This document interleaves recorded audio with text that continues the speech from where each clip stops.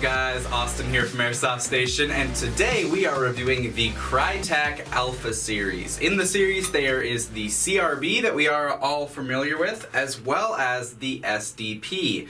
This is a very CQB gun. We're gonna talk about that a little bit later. First, I got the CRB in my hand, so let's talk about that. Where do I begin? Krytac is my favorite brand of AEG. I can say that. That's my biased opinion. I'm sure there's other brands out there that other people consider better, but in my opinion, Krytac is my favorite brand of AEG, period. I own one. I have their SPR, and I'm very happy with it. I've used it in a lot of games, and I think it performs amazingly. You definitely do get what you pay for. The price tag is a little bit up there, but when you consider it, compare it to other guns that are at its same price point, the Krytac far outperforms. So, the Alpha series is their budget version, if you would. There's the standard Krytacs, which are we all know and love and have been out for a few years now, but the Alpha series just launched. It's their budget-friendly version, and there's only a few differences in it. So the first difference externally is the rail. It doesn't have that key mod rail system in it. It still has a very lightweight CNC aluminum rail, but it's not the key mod system. You will have to buy small rail segments, and you will screw it in to the little screw holes there, rather than your standard key mod rail system.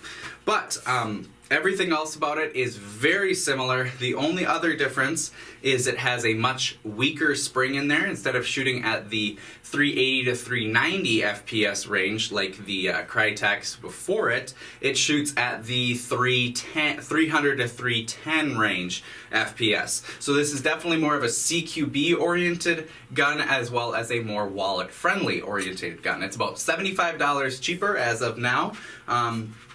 And the spring is different, and also the motor is different.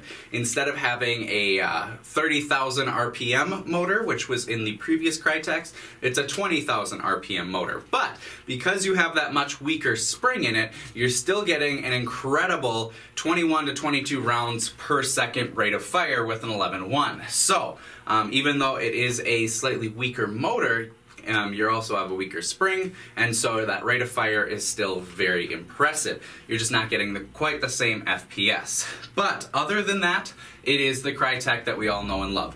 Everything on it is CNC aluminum, keeps the weight down, but is incredibly strong and resilient. You could beat this gun up on the battlefield, and I promise you it will hold up. It also has the Krytac very innovative stock, which can hold 3 batteries. You can put an 11.1 LiPo down the buffer tube, a 9.6 nickel metal hydrate in the crane stock, and also an 11.1 or a 7.4 PEC box LiPo battery. So you can hold 3 batteries in here. You can carry it all out onto the field. So if you're someone who likes to put a lot of BBs down range, and you kill batteries a lot, you can just have them already in there. You just take the butt plate off, unplug one, plug the other one in, throw the butt plate on, and you're good to go. Just like changing mags, you can change batteries very quickly on the field. It's also yeah, those are really the only differences. So let's talk about some of them that are the same. If you aren't familiar why Krytac is so amazing. I don't even know everything that's in this gearbox, but let me just name some of the things I do know.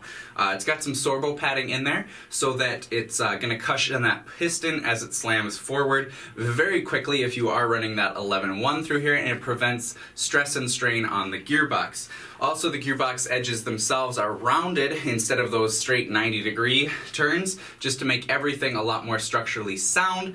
The same way they make bridges with arches instead of straight lines. It's a lot stronger, and it can hold a lot, can put up to a lot more abuse. It's also got a small lubricating window right in the side of the gearbox, so instead of disassembling everything, you can check your angle of engagement, as well as lubricate the piston teeth and all 3 gears without ever having to open your gearbox. It has a quick change spring system in there. You just simply pop the back off.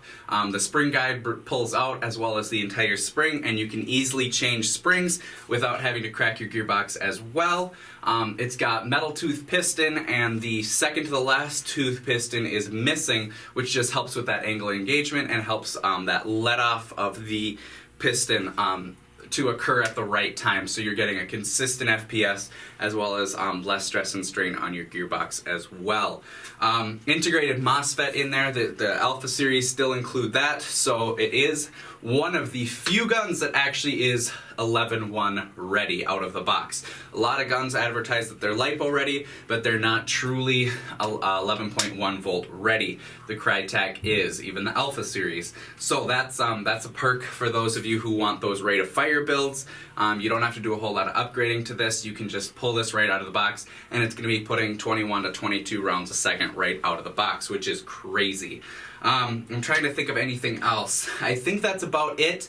Let's head over and chrono it. This guy shoots at about 300 to 310, and this one shoots 290 to 300. So I'm pretty sure the gearboxes are exactly the same, just that slightly longer barrel allows for a little bit more acceleration of BB as compared to the SDP. So let's go and chrono it, and we'll see how it performs.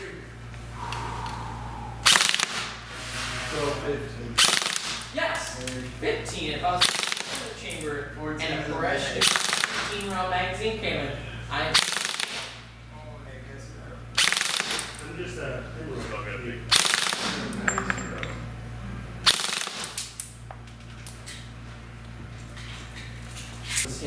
seriously.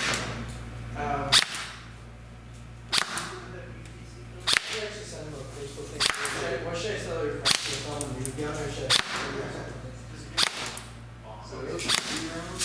Yeah, go with 6 BBs. And then just. Well, there's no recoil. Alright, so we're back from the chrono range, and one thing that I want to mention is when firing on full auto, the 11.1 works perfectly fine. As you could see, it was just putting out that crazy high rate of fire, which is awesome. But on semi-auto, I actually had to use a 9.6 to get accurate FPS readings. And the reason for that is because with an 11.1, the motor was spinning so fast and the gears were spinning so fast that 11.1 was essentially actively powering one cycle of the gearbox, and there was so much inertia and so much momentum that even though the battery wasn't doing anything, it was passively going through another 1 or 2 cycles. So on semi with the 11.1, sometimes it would shoot 1 round, but occasionally it would shoot 2 or even 3 rounds, just simply because there's so much power, there's so much speed in this gearbox, and that 11.1 has such a high current and such a high voltage that it was just overpowering, and you were getting overspin even to a point where it shot 3 rounds on a single semi-pulse. So if you want to stick with semi-auto, I would recommend a 9.6 in this gun. But if you are going to be firing mostly full auto or and occasionally doing semi, I think an 11.1 would be just fine for you. Again, that's not anything wrong with your gun. If you do have that issue where it's overspinning, that's not a malfunction, that's just simply that there's so much power that it's overspinning. The MOSFET in here does not have active braking on it, and that's the only way to truly prevent overspin when you have a super high rate of fire build. Active braking is essentially where the MOSFET reverses the polarity and basically slams on the brakes. If you think of it as a car, you accelerate and then you just coast versus accelerating and then slamming on the brakes. But not a big deal, just something to keep in mind if you are planning on using 11.1s with it. Semi is occasionally finicky and can fire an extra round or 2. To talk a little bit about the SDP here, there's no differences internally. It's just a slightly shorter barrel, so you get a slightly less FPS, but everything else in here is exactly the same. The stock is different. It's this very low profile collapsible stock. Gets very tiny. When the stock is collapsed, it's 18.5 inches, so it's just this tiny little concealable gun. You could even, if you wanted to, bring this as a sidearm. If you were, say, like a sniper, you could easily put this on like a 1-point sling, hook it on your belt, tuck it into your jacket, anything you want to do, and have a crazy sidearm. But again, that's just something that you could do because it is so small and concealable. Other than that, those are really the only differences. The handguard up here, there's no rails, there's no option for rails. It's just, it is what it is. It's this low profile, well, not low profile, it's this big bulky handguard here, and the collapsible stock here, it takes PEC boxes. You can't fit any nickel metal hydrates in here, but any LiPo batteries, whether it be 7.4, 11.1, just make sure it is either a smaller one or designed for a PEC box, and it would fit in here just fine. Those are really the only differences between the two. Both of them, as I said, are Krytac's sort of budget-friendly version, if you will.